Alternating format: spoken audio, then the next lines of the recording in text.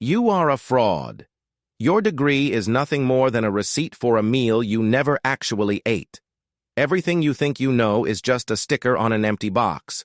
You have spent your entire life collecting labels while the contents remain a dark, untouched mystery. You think knowing the name of a bird means you know the bird. It doesn't. Knowing the name of a thing is the ultimate trap of the human mind. You have been trained to mistake the noise of a label for the signal of a truth. It is time to stop pretending. We are taught that learning is an act of accumulation, a hoarding of facts in the dusty attic of the cranium. Most people believe intelligence is a fixed genetic lottery, a ceiling made of glass that they can never hope to break. They think they are born with a math brain or a language gift, and they use this belief as a sedative. But this is a convenient lie designed to protect your ego from the reality that your ignorance is a deliberate choice. You aren't lacking talent. You are lacking a protocol for honesty that forces the brain to actually engage with the world. Transport yourself to a humid classroom in Rio de Janeiro in the early 1950s, where the air is thick with the scent of roasted coffee. Richard Feynman, a man who helped unravel the secrets of the atom at Los Alamos, stands before Brazil's brightest physics students. These students are extraordinary. They can recite entire textbooks of electromagnetic theory without missing a single comma or a complex Greek symbol. They have memorized the laws of thermodynamics like Holy Scripture, yet when Feynman asks about the sunlight reflecting off the ocean, they freeze. They knew the mathematical formula for the Brewster angle, but they had never looked at the water and seen the math in motion. Their knowledge was a cage, not a key, because they were studying the history of what people said about physics instead of the physics. Feynman watched their faces turn pale as the realization hit. They were masters of the shadow, but they were completely blind to the flame. This same rot exists in every school, every boardroom, and every corner of your mind. When we use jargon, we are putting on armor to deflect the stabbing questions of a curious child. Think back to the woods of the Catskill Mountains, where a young Feynman walked with his father among the pine needles and the damp earth. His father pointed at a bird and told him its name in Italian, Portuguese, Chinese, and Japanese. Then he whispered the truth, that even if he knew the bird's name in every language on earth, he would still know nothing about it. He would only know what humans call it in various corners of the globe. Real knowledge wasn't in the label. It was in the bird's desperate struggle to pluck lice from its wings. The lice eat the protein in the feathers, laying their microscopic eggs in the warmth of the down, creating a tiny hidden war for survival.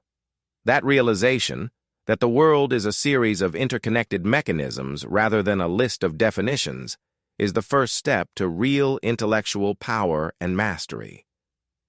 You must see the lice on the wings of every subject you study, or you are just a parrot with a high-definition memory. Feynman wasn't a genius because he was born with a faster processor. He was a genius because he refused to stop simplifying. He would sit in his office at Cornell, staring at a single equation for hours until it stopped being a string of symbols and started being a physical sensation. He had to feel the pull of the field. He had to feel the vibration of the photon as if they were tangible objects in his hands. He was an ordinary person who obsessively translated the universe into the dialect of his own common sense. He was a locksmith who realized everyone else was lost in the hallway. We are taught to trust the experts, to bow before the altar of complexity as if understanding is a privilege reserved for the high priests of academia. But the truly great minds know different. You have been conditioned to believe that your inability to grasp calculus or economics is a failure of your brain's hardware.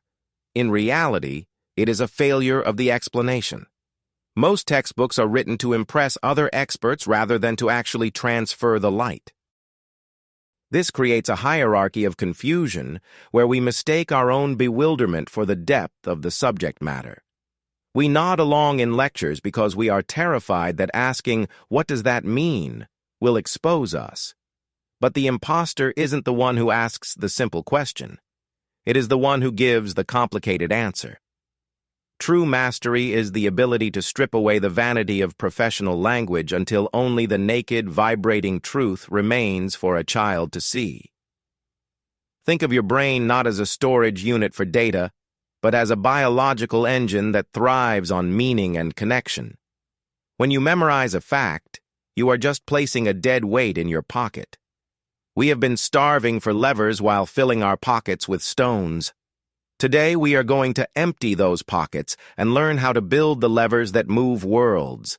The secret isn't more information, it is a more violent form of mental simplification and honesty.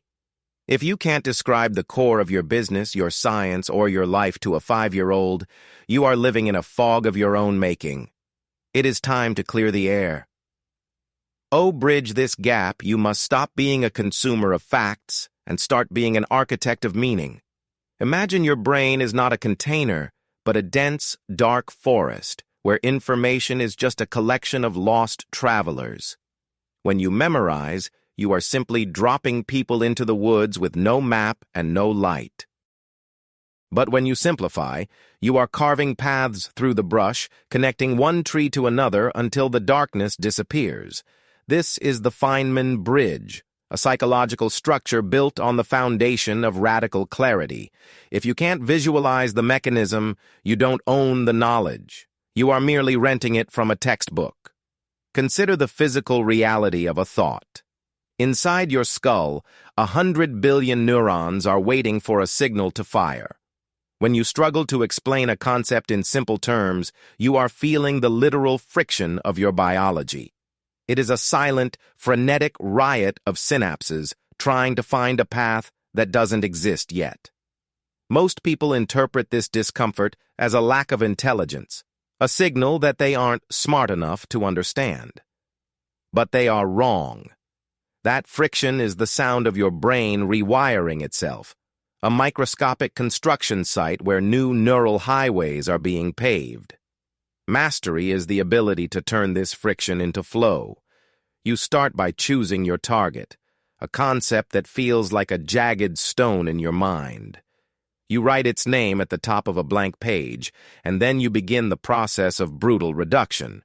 You describe it as if you were speaking to a 12-year-old child, a curious mind that has no patience for your fancy degrees or your technical jargon.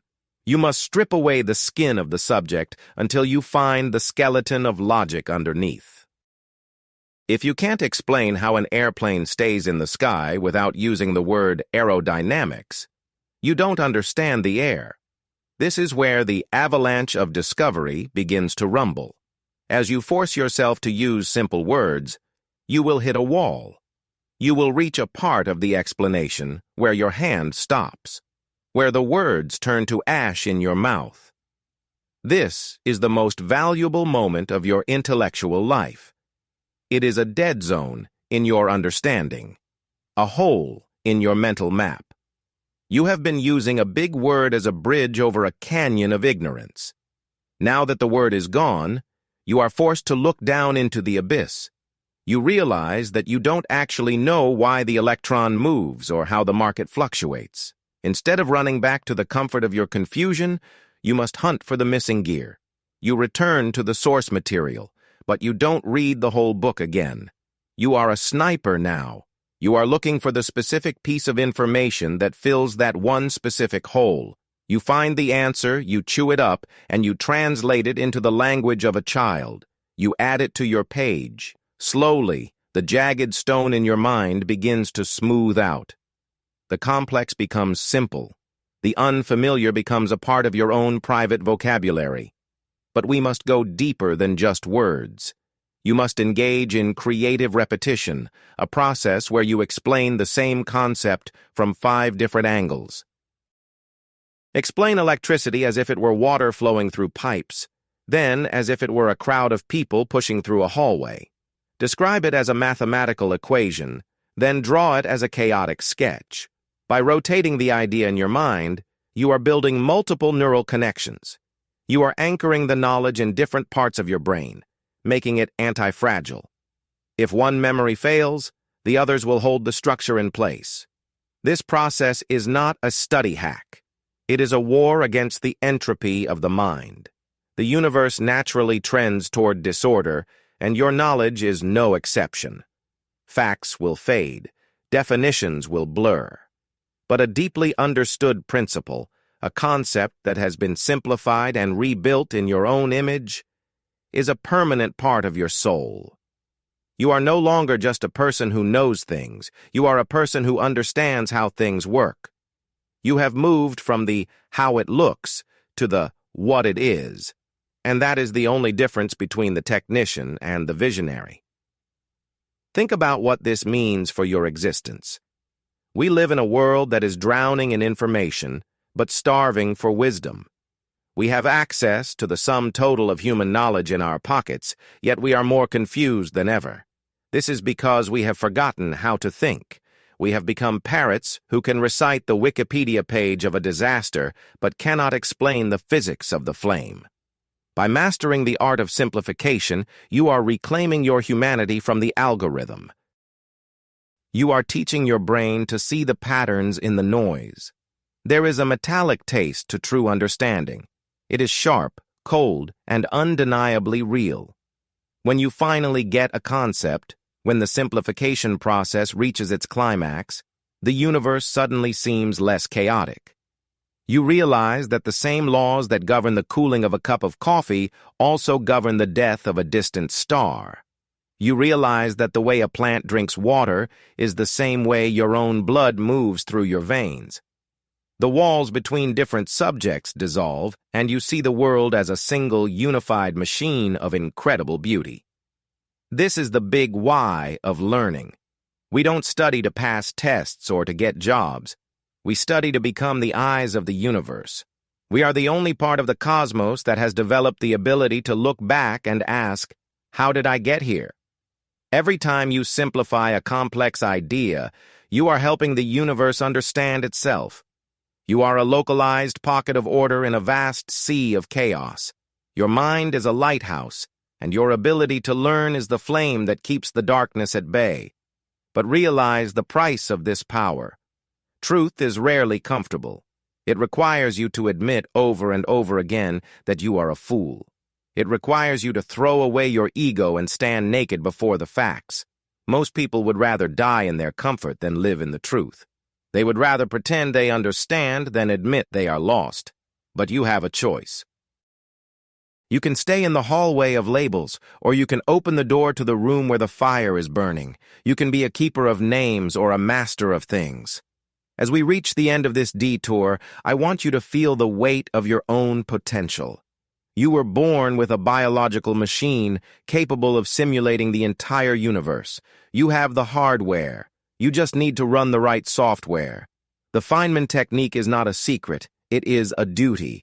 It is the responsibility you have to your own consciousness. Don't let your mind become a graveyard of forgotten facts.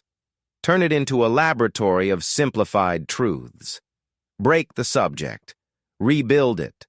Own it. The final bomb is this. Comfort is the graveyard of the soul. If you aren't feeling the sting of your own ignorance every day, you aren't growing. You are just decaying slowly. The smartest person in the room is the one who is most aware of how much they don't know. They are the ones who are constantly asking why, like a persistent child. They are the ones who refuse to be satisfied with a label. Be that person. Be the one who demands to see the lice on the bird's wings. Go to the comments right now. Pick one concept, something you've always struggled to understand. Maybe it's the blockchain, maybe it's the way your own heart beats, maybe it's the reason the sky turns red at sunset. Explain it in 3 sentences. No jargon, no big words. Explain it to me as if I am 5 years old. Let the debate begin. Let's see who among you can truly simplify the world, and who is still just hiding behind their armor. The truth is waiting. Are you brave enough to be simple?